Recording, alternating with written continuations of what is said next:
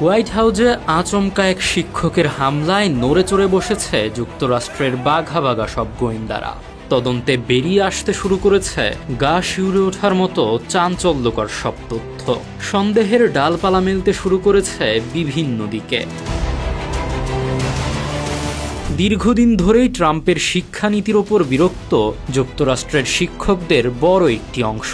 সাম্প্রতিক খবর অনুযায়ী ট্রাম্প প্রশাসন শিক্ষক প্রশিক্ষণ এবং জনসেবামূলক শিক্ষার বাজেট থেকে প্রায় $463 মিলিয়ন সরিয়ে চার্টার স্কুল এবং সিভিক ইনস্ট্রাকশনে বরাদ্দ করেছে।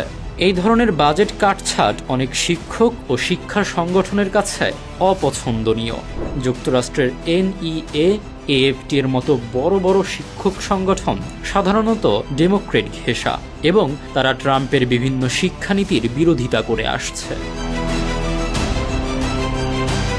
এই নীতিগত বিরোধের জের ধরেই শিক্ষকের এই হামলা কিনা তার যোগসূত্র খোঁজা হচ্ছে। পুরো বিষয়টি তদন্তাধীন থাকলেও ধারণা করা হচ্ছে হামলার পেছনে থাকতে পারে অভ্যন্তরীণ রাজনীতি অথবা চলমান ইরান যুদ্ধের কোনো সংযোগ।